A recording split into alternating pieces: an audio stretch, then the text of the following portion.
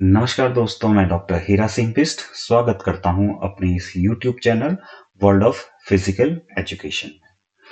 आज जिस टॉपिक पर हम बात करेंगे वो है क्लास 9th का early years physical activity facilitator की पहली यूनिट जो है role of physical education in development of a child, जिसमें हम पढ़ेंगे physical and emotional needs of children और डिफरेंट डोमेन्स के बारे में हम यहाँ पर पढ़ेंगे। तो आओ हम शुरू करते हैं। तो दोस्तों, सबसे पहले आप फिजिकल एजुकेशन के बारे में अगर हम बात करें तो ये कोई ट्रेडिशनल स्पोर्ट्स तक सीमित नहीं है, बल्कि इसमें सभी तरह के स्पोर्ट्स इंक्लूड होते हैं, जैसे कि football, basketball, walking, hiking, frisbee, yoga, deep breathing, martial art जैसे जितने भी डिफरेंट फिजिकल एक्टिविटीज हैं वो सारी फिजिकल एजुकेशन में इंक्लूड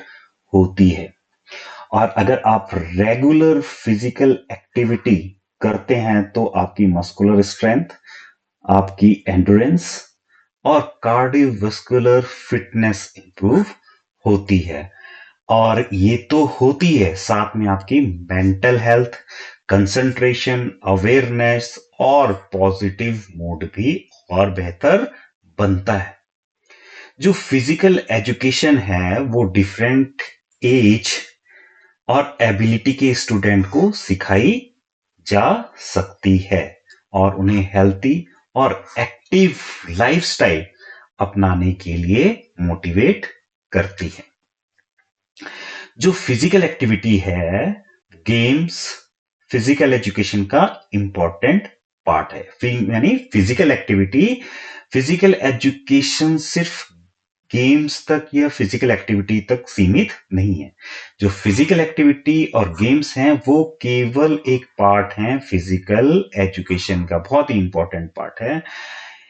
इसमें इसके अलावा यानी फिजिकल एक्टिविटी और गेम्स के अलावा हाईटेक और सेडेंटरी लाइफस्टाइल में फिजिकल स्टूडेंट्स के ओवरऑल फिजिकल और मेंटल डेवलपमेंट में बहुत इंपॉर्टेंट रोल निभाती है। अगर आपकी लाइफस्टाइल सेडेंटरी है और तो फिजिकल एजुकेशन आपके मेंटल डेवलपमेंट में बहुत बड़ा जो है रोल प्ले करेगा। तो हम जानते हैं अब कि फिजिकल एजुकेशन होता क्या है। तो physical education is education through physical activities. यानी जो फिजिकल एजुकेशन है वो डिफरेंट एक्टिविटीज, फिजिकल एक्टिविटीज के थ्रू जो हमें नॉलेज होती है तो वो फिजिकल एजुकेशन हम उसे कहते हैं। इसके तो जो ऑब्जेक्टिव है वो केवल किसी भी व्यक्ति को फिट बनाना नहीं है, यानी केवल फिट बनाने तक ये सीमित नहीं है, बल्कि ये स्टूडेंट या किसी भी व्यक्ति का ओवरऑल डेवलपमेंट करता है। इसका मुख्य उद्देश्य है बच्चे का ओवरऑल डेवलपमेंट करना। इसमें एक्सरसाइज हो गई, स्पोर्ट्स हो गए, जिम्नास्टिक, हाइजीन, न्यूट्रिशन और फिजिकल फिटनेस के साथ साथ mental, emotional, social, moral development पर भी ध्यान दिया जाता है। सिर्फ फिजिकल डेवलपमेंट में ही बच्चे का ध्यान नहीं दिया जाता, बल्कि इसके साथ साथ मेंटल, इमोशनल, सोशल और मोरल डेवलपमेंट में भी ध्यान दिया जाता है। और फिजिकल एजुकेशन न सिर्फ इतना, बल्कि फिजिकल एजुकेशन के थ्रू हम जो है discipline, cooperation, alertness, confidence, respect, sympathy और टीम स्पिरिट जैसी क्वालिटीज भी डेवलप करते हैं। इससे जो है फिजिकल एजुकेशन से ये सारी क्वालिटीज भी डेवलप होती है।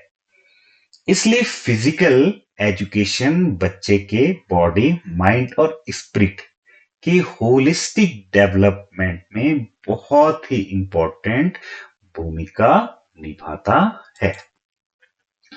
अब हम जानते हैं कि फिजिकल एजुकेशन और फिजिकल एक्टिविटी में क्या अंतर है। बहुत से लोग इस पर कंफ्यूज हो जाते हैं कि फिजिकल एजुकेशन और फिजिकल एक्टिविटी में क्या डिफरेंस है। वो सोचते हैं कि ये दोनों एक ही है, लेकिन ऐसा बिल्कुल भी नहीं है। फिजिकल एजुकेशन और फिजिकल एक्टिविटी दोनों अलग अलग चीजें हैं। फिजिकल एक्टिविटी का सीधा सा अर्थ मूवमेंट से है, जिसमें मसल्स और स्केलेटल सिस्टम काम करते हैं, जैसे walking, running, playing, cycling, swimming या कोई भी एक्सरसाइज जिसमें हम मूवमेंट कर रहे हैं, जिसमें हम हमारे मसल्स और हमारा स्केलेटल सिस्टम जो है इन्वॉल्व हो रहा है, वो सारी फिजिकल एक्टिविटी कहलाती हैं। जबकि फिजिकल एजुकेशन एक प्लान्ड एजुकेशनल प्रोसेस है, जिसमें फिजिकल एक्टिविटी के थ्रू बच्चे, फिजिकल एक्टिविटी तो उसमें ही होगी, लेकिन उसके थ्रू जो ऑब्जेक्टिव समझो कि उसके थ्रू जो है बच्चों को knowledge, skills, fitness, values, healthy lifestyle के बारे में भी सिखाया जाता है। केवल फिजिकल एक्टिविटी तक ही फिजिकल एजुकेशन सीमित नहीं है। और अच्छी तरीके से अगर हम समझें तो हम ये समझ सकते हैं कि फिजिकल एक्टिविटी जो है फिजिकल एजुकेशन का एक पार्ट है, और फिजिकल एजुकेशन इससे बहुत अलग है। बहुत कुछ और है फिजिकल एक्टिविटी के साथ फिजिकल एजुकेशन। तो जैसे हम एग्जांपल लें कि अगर एक बच्चा फुटबॉल खेल रहा है, तो ये एक फिजिकल एक्टिविटी है। खेलना एक फिजिकल एक्टिविटी है, क्योंकि उसमें मसल्स और स्केलेटल सिस्टम, उसकी मूवमेंट इन्वॉल्व हो रहे हैं। बच्चा खेल रहा है फुटबॉल, दौड़ रहा है, भाग रहा है, किक कर रहा है उसको, ठीक है, पकड़ रहा है, थ्रो कर रहा है, तो ये फिजिकल एक्टिविटी है। लेकिन अगर टीचर उसे फुटबॉल के स्किल्स, उसके रूल्स, उसके फिटनेस के बारे में, टीम वर्क के बारे में, डिसिप्लिन के बारे में और खेल के बेनिफिट भी उसके साथ सिखा रहा है, तो ये एक फिजिकल एजुकेशन है।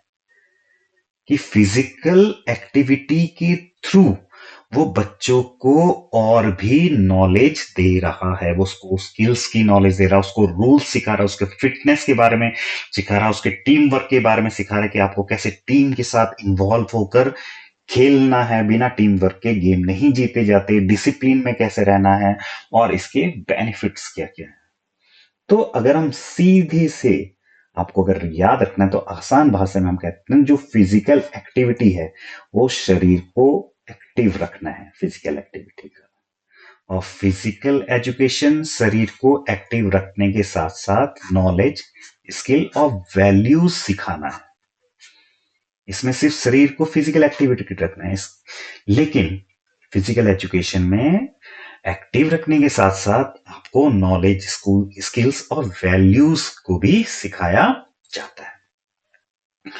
अगर हम फिजिकल एजुकेशन की सिंपल मीनिंग की अगर हम बात करें, तो physical education is a education, यानी फिजिकल एजुकेशन एक ऐसी एजुकेशन है जो कि एजुकेशन का बहुत ही इंपॉर्टेंट पार्ट है, जिसमें फिजिकल एक्टिविटी के थ्रू बच्चे की टोटल पर्सनैलिटी का डेवलपमेंट किया जाता है। यानी फिजिकल एजुकेशन जो है बच्चे की टोटल पर्सनैलिटी को डेवलप करता है। इसका उद्देश्य फिजिकल फिटनेस को डेवलप करना ही नहीं है, बल्कि उसके साथ साथ बॉडी, माइंड और स्पिरिट का बैलेंस डेवलपमेंट करना है। फिजिकल एजुकेशन के थ्रू बच्चों में मेंटल, मोरल, सोशल क्वालिटीज भी डेवलप होती हैं।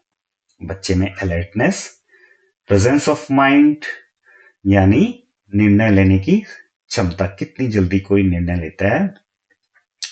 रिसोर्सफुलनेस, यानी समस्या का समाधान खोजने की क्षमता। डिसिप्लिन, अनुशासन, कॉपरेशन, सहयोग की भावना। रिस्पेक्ट, यानी दूसरे के सम्मान की भावना। सिंपैथी, दूसरे की पे सहानुभूति रखना।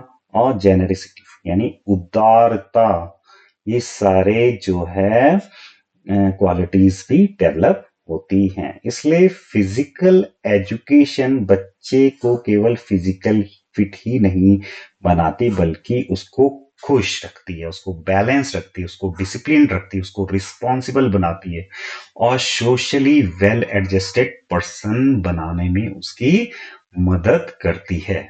इसी कारण फिजिकल एजुकेशन का जो नेशनल लाइफ और सोसाइटी के डेवलपमेंट पे भी वैल्यूएबल कंट्रीब्यूशन रहता है, क्योंकि एक अच्छा नागरिक वही होगा जो बैलेंस होगा, डिसिप्लिन होगा, रिस्पॉन्सिबल होगा, सोशली वेल एडजस्टेड पर्सन होगा। हमें ऐसी नागरिकों की तलाश है, तभी एक देश जो है महान और अच्छा बनेगा। तो अगर हम आगे बात करें तो physical and emotional needs of children की अगर हम बात करें, तो जो बच्चा है वो फिजिकल और इमोशनल डेवलपमेंट के लिए रेगुलर फिक्स फिजिकल एक्टिविटी उसके लिए बहुत ही इंपॉर्टेंट है। एक बच्चे के लिए रेगुलर फिजिकल एक्टिविटी बहुत इंपॉर्टेंट है।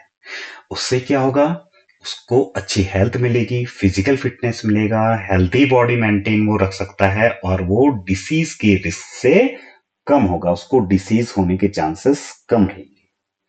अगर वो रोज एक्सरसाइज करता है तो उसकी मसल स्ट्रेंथ डेवलप होगी, उसकी कार्डियोवास्कुलर फिटनेस डेवलप होगी, उसकी फ्लेक्सिबिलिटी इंप्रूव होगी, उसका जो बॉडी वेट है वो कंट्रोल में आएगा और इसके साथ साथ बच्चा जो है मेंटल और इमोशनल हेल्थ भी पर भी उसका पॉजिटिव इफेक्ट पड़ेगा, क्योंकि जब हम एक्सरसाइज करते हैं तो हमारे शरीर का, हमारे दिमाग के स्ट्रेस कम होता है, हमारा मूड बेहतर होता है, हमारी कंसंट्रेशन पावर बढ़ती है, हमारा मेंटल अलर्टनेस बढ़ता है, हमारा इमोशनल स्टेबिलिटी इंप्रूव इससे होती है, जिसके कारण हमें अच्छी नींद आती है।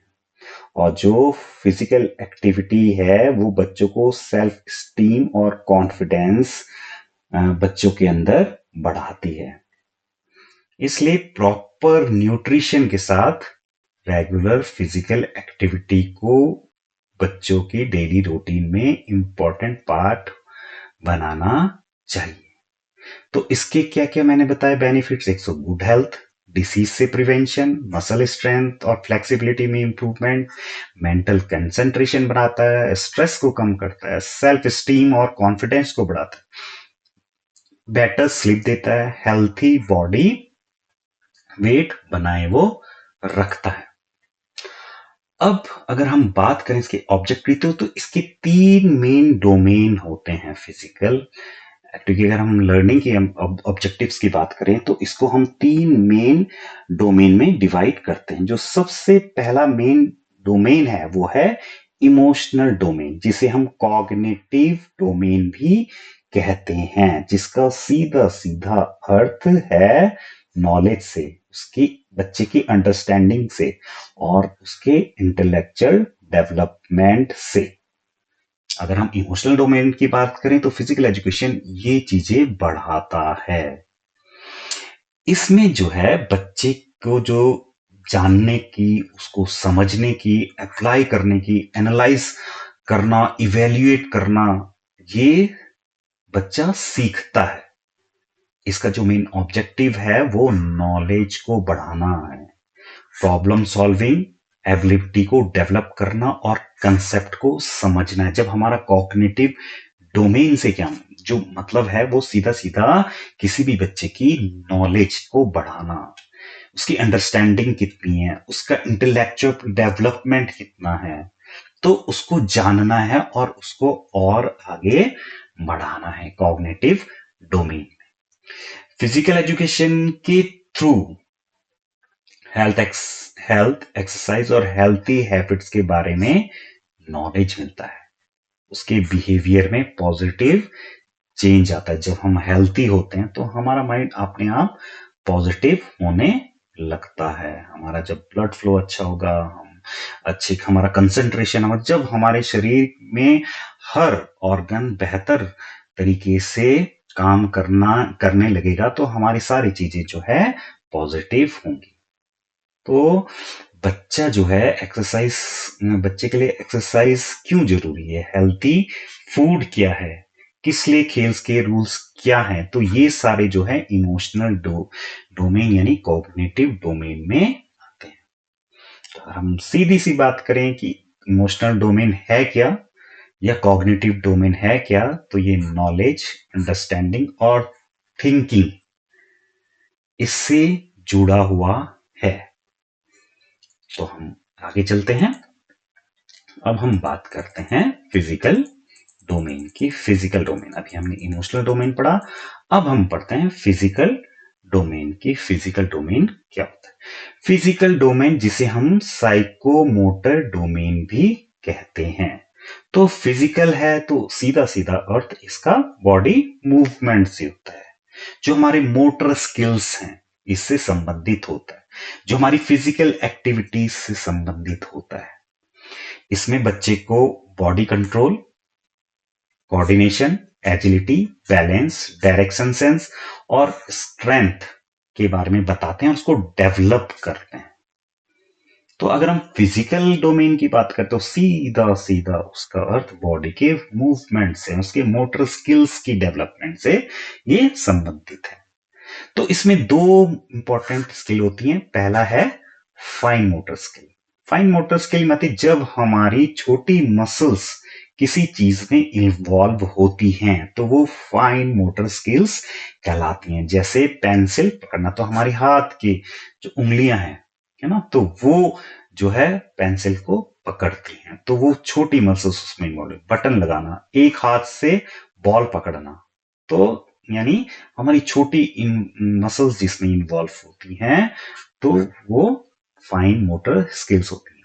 और ग्रॉस मटर मसल्स जिसमें बड़ी मसल्स या मसल के पूरा ग्रुप जो है इन्वॉल्व होता है, जैसे रनिंग है, जंपिंग है, तो एक ही मसल भी इन्वॉल्व नहीं रही, एक ही मसल के साथ बड़ी मसल्स, बहुत सारी मसल्स के ग्रुप जो है उसमें इन्वॉल्व हो रहा है, जैसे रनिंग है, जंपिंग है, होपिंग है, थ्रोइंग है, क्लाइंबिंग है। तो ये सारी जो है ग्रॉस मोटर स्किल्स में आती हैं। तो अगर हम फिजिकल डोमेन को सीधा सीधा समझे तो ये इसका मतलब किससे है? मूवमेंट से है, मोटर स्किल से है और बॉडी कंट्रोल से है। ये सब फिजिकल डोमेन के अंदर आते हैं। तीसरा जो डोमेन है वो है सोशल डोमेन। इस सोशल डोमेन को हम अफेक्टिव डोमेन भी कहते हैं। इसमें बच्चे जो है, बच्चे के एटीट्यूड से रिलेटेड है, ये वैल्यूज से रिलेटेड है, उसकी फीलिंग से रिलेटेड है, इमोशंस और बिहेवियर से रिलेटेड है कि वो समाज में कैसे रहता है, वो दूसरों के साथ कैसा बिहेव कर रहा है, चीजों को लेकर उसका एटीट्यूड क्या है, एक दूसरे के साथ जब वो काम करता है पॉजिटिव है कि नहीं। तो ये सारे जो है सोशल डोमेन में या अफेक्टिव डोमेन में आता है। इसमें बच्चों में हम टीम स्पिरिट देखते हैं, कॉपरेशन देखते हैं, लीडरशिप की भावना देखते हैं, स्पोर्ट्सशिप में देखते हैं, पेशेंस कितना है, सेल्फ कंट्रोल कितना है, रिस्पेक्ट कितनी है, पॉजिटिव वो कितना अपने को लेकर पॉजिटिव है, ये सारी क्वालिटीज जो है बच्चे में देखते हैं और इससे इसकी क्वालिटीज डेवलप होती है। तो एक मिनट जरा, बैटरी लो हो रही है तो मैं इसको लगा लेता हूँ। कहीं एक मिनट जरा इंटरप्शन के लिए मैं आपसे माफी चाहता हूँ। इसको लगा ले।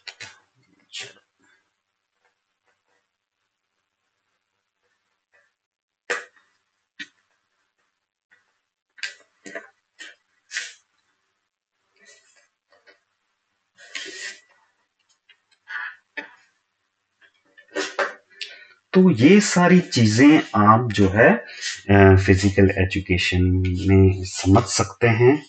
तो किस तरह से कौन कौन से डोमेन्स के बारे में हमने यहाँ पर पढ़े, तीन तरह के हमने डोमेन्स के बारे में यहाँ पे पढ़े। सोशल डोमेन, हमारा इमोशनल डोमेन और हमारा फिजिकल डोमेन, ये तीन डोमेन जो है, तीनों डोमेन के बारे में हमने पढ़ा। तो इमोशनल डोमेन की अगर हम बात करें तो इमोशनल डोमेन से क्या मतलब है? इसका मतलब है फीलिंग से। इसका मतलब है वैल्यूज से, इसका मतलब है एटीट्यूड से, इसका मतलब है बिहेवियर से। तो इन सब से फिजिकल सॉरी सोशल डोमेन जो है, सोशल डोमेन के अंदर ये सारी चीजें आती हैं। तो आओ हम एक्टिविटी के बारे में बात करते हैं। इसमें जो एक्टिविटी है, आप जो है ये फिगर आप देख सकते हैं, स्टेशन वन। स्टेशन वन है, इसमें आपको क्या क्या करना है, जो एक्टिविटी आपकी बुक में दी हुई है। तो सबसे पहले आप देख सकते हैं इस तरह ये। तो आप इसमें क्या हो रहा है, इसमें हमने जिगजैग, ये पाथवे है, यहां से स्टार्ट करना है। सबसे पहले ये जिगजैग पाथवे है, ये कौन सा आपको लगे हैं, इसमें आपने जिगजैग तरीके से दौड़ना है या चलना है। तो इससे आपकी ग्रॉस मोटर स्किल्स जो है डेवलप होगी। उसके बाद जब आप यहां होंगे, यहाँ फ्रीज होंगे, इसके बाद आपने होपिंग करनी है, यानी एक लेग से आपने एंड तक पहुंचना है। तो इसमें क्या होगा, ग्रॉस मोटर स्किल्स तो होगी, उसके साथ साथ जो है आप जो है बैलेंस बनाना भी सीखेंगे। इसमें बैलेंस भी आपका डेवलप होगा। आपने दोनों पैरों से तीन तीन बार जो है होपिंग करनी है। एक बार उधर जाना है, दूसरी बार इधर आना है, फिर तीसरी बार फिर उधर जाना है। इस तरह से आपने करना है। तीसरा देखियो, फुटबॉल ड्रिबलिंग। तो पैरों से फुटबॉल को कंट्रोल करते हुए 10 से 12 फीट तक आपने आगे ले जाना है इस फुटबॉल को। ये जो फुटबॉल आपको दिख रही है इस एंड से, तो ये 10-12 फीट का ये आपका वे है। आपने इसमें फुटबॉल को ड्रिबल करते हुए ले जाना है। तो इससे क्या होगा, आपकी ग्रॉस मोटर स्किल डेवलप होगी और साथ ही फुट आई कोऑर्डिनेशन भी इससे आपका बढ़ेगा। फिर देखिए देखिए चौथे नंबर पे क्या है, रनिंग ट्विस्टिंग है। जो ग्रिड एरिया आपको रनिंग के लिए दिया गया है और ट्विस्टिंग करते हुए आपने आगे बढ़ना है। इसमें ग्रॉस मोटर स्किल और एजिलिटी जो है वो डेवलप आपकी होगी। ठीक है, और जो है उसके बाद जो है बैलेंस एक्टिविटी। लास्ट में आपने जो बीम है, बीम पर बैलेंस बनाते हुए आगे बढ़ना है। बीम बैग को आपने सिर पर रखकर कैरी करना है। इससे आपका बैलेंस, बॉडी कंट्रोल और कोऑर्डिनेशन बढ़िया होगा। तो आप देख सकते हैं इस स्टेशन से क्या क्या डेवलप होता है, running, hopping, dribbling, twisting, balancing की होती है, और जो सर्किट के रूप से ये जो ग्रॉस मोटर स्किल हमारी डेवलप होती है। ग्रॉस मोटर स्किल किसे बोलेंगे हम, running, hopping, jumping, dribbling, balancing, ये जो है ग्रॉस मोटर स्किल्स कहलाती हैं। फाइन मोटर स्किल्स क्या होती हैं, यानी फिंगर्स या हैंड्स के लिए से किए जाने वाले छोटे प्रिसाइज मूवमेंट, जैसे राइटिंग, ड्राइंग और बटनिंग। ये बहुत इंपॉर्टेंट टर्म है, आपको ये याद करनी है, और ये आगे तक, अगर आप फिजिकल एजुकेशन के स्टूडेंट्स हैं तो ये जो है बहुत आगे तक आपके काम आएंगी। ये जो दो टर्म हैं ये आपको बहुत लंबे तक सुनाई देने वाली है, तो इसको आपको याद रखना है। अब स्टेशन 2, दूसरा स्टेशन आप देख सकते हैं। इसमें क्या करना है आपको, पहले जो है उसमें स्टार्ट से फिर यहां पर आपको जंपिंग करते हुए आगे जाना है, जंपिंग एंड लैंडिंग। तो ऑब्स्टेकल आप देख रहे हैं, इसके ऊपर से जंप करके फिर आपने लैंड करना है। इससे क्या होगा, आपकी ग्रॉस मोटर स्किल बढ़ेगी, बैलेंस बढ़ेगा, कोऑर्डिनेशन बढ़ेगा। दूसरा देखो, बास्केटबॉल ड्रिबलिंग। बास्केटबॉल ड्रिबलिंग करते हुए आपको आगे जाना है, आपको कंट्रोल करते हुए ड्रिबलिंग। तो उससे आपको ग्रॉस मोटर स्किल बढ़ेगी, आपका हैंड आई कोऑर्डिनेशन बढ़ेगा। तो देखो, अगर हम इसमें बात करते हैं तो इसमें देखिए फुट आई कोऑर्डिनेशन है। जब हम फुटबॉल की ड्रिबलिंग कर रहे थे, अब इसमें हम बास्केटबॉल की कर रहे हैं, तो हमारा आई हैंड कोऑर्डिनेशन जो है वो डेवलप हो रहा है। और अगर हम बात करें थ्रोइंग की, तो थ्रो ने बच्चे को 20 फीट तक दूर बॉल, जो 5x5 फीट का टारगेट एरिया है, इस पर बॉल जो है थ्रो करना है। यहां से यहां तक 20 फीट का एरिया है, ये 5x5 फीट का एरिया है, इस पर जो है थ्रो आपने टारगेट एरिया पर थ्रो करेंगे तो इससे क्या होगा, फिर आपका ग्रॉस मोटर स्किल बढ़ेगी, डेवलप होगी, आपकी हैंड आई कोऑर्डिनेशन और आपकी एक्यूरेसी बढ़ेगी, क्योंकि आपको एक पर्टिकुलर एरिया दिया कि वहां पर आपने जो है थ्रो करना है। फिर क्या है, स्ट्राइकिंग लास्ट में अपने बैट की सहायता से बॉल को लगभग 10 फीट तक आपने स्ट्राइक करना है। ये है बैट, यहां से 10 फीट तक आपने बॉल को स्ट्राइक करना है। तो यानी इसमें क्या होगा, आपका ग्रॉस मोटर स्किल डेवलप हुई, आपका हैंड आई कोऑर्डिनेशन हुआ और साथ में टाइमिंग आपकी इंप्रूव हुई। तो इसमें जो है आपने इस स्टेशन से क्या क्या कौन कौन से स्किल्स डेवलप हुई, आपकी जंपिंग डेवलप हुई, आपकी लैंडिंग, ड्रिबलिंग, थ्रोइंग, स्ट्राइकिंग और ग्रॉस मोटर स्किल। ठीक है, तो और इसके साथ क्या हुआ, आपका hand eye coordination, balance, accuracy, timing और कंट्रोल भी आपने इसमें डेवलप किया।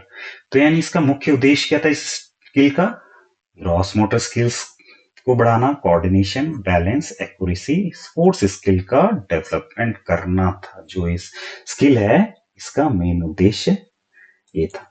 अब एक्टिविटी हम दो की बात करते हैं। तो ये कुछ हैबिट्स हैं, और अगर आपके नंबर इसमें 6 से कम आते हैं, क्वेश्चनर है ये, तो अगर आपके इसके इसमें 6 से कम आते हैं नंबर, तो आपको एक अच्छे प्लान की जरूरत है। इसमें कुछ क्वेश्चंस पूछ गए हैं, लगभग 10 क्वेश्चंस हैं और उसका टोटल यहाँ पर है। तो जैसे ये फील एनर्जेटिक फुल डे, क्या आप पूरे दिन एनर्जेटिक फील करते हैं, तो समटाइम्स, कभी कभी, मोस्ट, ज्यादातर, ऑलवेज, हमेशा। तो देखिए एक दो अगर कभी कभी करते हैं तो 1 पॉइंट, 2 पॉइंट अगर मोस्ट ज्यादातर समय फील करते हैं, हमेशा करते हैं हमेशा, तो ऑलवेज 3 पॉइंट। तो ये इस तरह आप इसे असेसमेंट अपना कर सकते हैं नंबर देके अपना। Physical activity less than twice a week, यानी 2 दिन से कम हफ्ते में, एटलीस्ट मतलब कम से कम 3 दिन, और डेली आप कर रहे हैं तो इस हिसाब से अपने आपको पॉइंट देते हैं। टेलीविजन, अगर आप 2 घंटे से ज्यादा देखते हैं, बिटवीन 1 to 2 आवर्स, अगर 2 घंटे, 1 या 2 घंटे के बीच देखते हैं, अगर 1 घंटे से कम देखते हैं तो 3 नंबर। प्ले कंप्यूटर गेम्स, क्या आप गेम्स खेलते हैं मोबाइल पे या कंप्यूटर पे, तो डेली खेलते हैं तो 1 नंबर, और एटलीस्ट 3 बार खेलते हैं हफ्ते में तो 2 नंबर, और अगर आप नहीं खेलते तो आपके 0। क्या फ्रूट्स खाते हैं, less than twice a week, अगर हफ्ते में 2 दिन से कम खाते हैं तो 1 नंबर है। ईट वेजिटेबल्स आप कब खाते हैं, कब, लेस देन 2 हफ्ते से कम, एटलीस्ट थ्राइस ए डे, 3 दिन हफ्ते में या डेली, तो इस हिसाब से फिर ये पॉइंट्स आपने अपने आप को दे। ईट ब्रेकफास्ट, क्या आप ब्रेकफास्ट करते हैं या आप जल्दी में स्कूल चले जाते हैं, स्कूल जाते हुए ब्रेकफास्ट करते हैं, तो वही less than twice a week, यानी अगर हफ्ते में 2 दिन खाते हैं या 2 दिन से कम खाते हैं तो 1 नंबर, 3 दिन खाते हैं कम से कम तो 2 नंबर, और डेली खाते हैं तो 3 नंबर। क्या आप दूध पीते हैं, अगर हफ्ते में 2 दिन पीते हैं या उससे कम पीते हैं तो 1 नंबर, 3 दिन या उससे ज्यादा पीते हैं तो 2 नंबर, अगर डेली पीते हैं तो 3 नंबर। ड्रिंक एटलीस्ट 2 लीटर मतलब ऑफ वाटर, क्या आप 2 लीटर पानी पीते हैं, less than twice a week, तो हफ्ते में 2 दिन से कम या 2 दिन तो 1 नंबर, 3 या 3 से अधिक दिन तो 2 नंबर, और डेली पीते हैं तो 3 नंबर। स्लीप, आप 6 से 8 घंटे की स्लीप लेते हैं, अगर हफ्ते में 2 से कम दिन है, 2 दिन है तो 1 नंबर, और एटलीस्ट 3 दिन है तो 2 नंबर, और अगर आप डेली 6 से 8 घंटे की नींद लेते हैं तो आपने जो है 3 नंबर अपने आप को देना है। फिर यहाँ पर आपने टोटल कर देना है कि 1 नंबर टोटल कितने हैं, 2 नंबर टोटल कितने हैं, 3 नंबर टोटल कितने हैं। फिर जो है इन तीनों का टोटल आपने करना, यहाँ पर आपका ग्रैंड टोटल आ जाएगा। यानी अगर आपके 6 से कम नंबर हैं, पॉइंट हो रहे हैं, तो आपको एक प्लान की जरूरत है। तो इस वीडियो में इतना ही। अगर आपको वीडियो अच्छी लगी होगी, समझ में आया होगा, तो ज़रूर इस चैनल को सब्सक्राइब करें, लाइक करें, शेयर करें, ताकि अधिक से अधिक लोगों को, अधिक से अधिक स्टूडेंट्स को इसका फ़ायदा मिले। तो आज के लिए इतना ही। सबको एक बार फिर नमस्कार।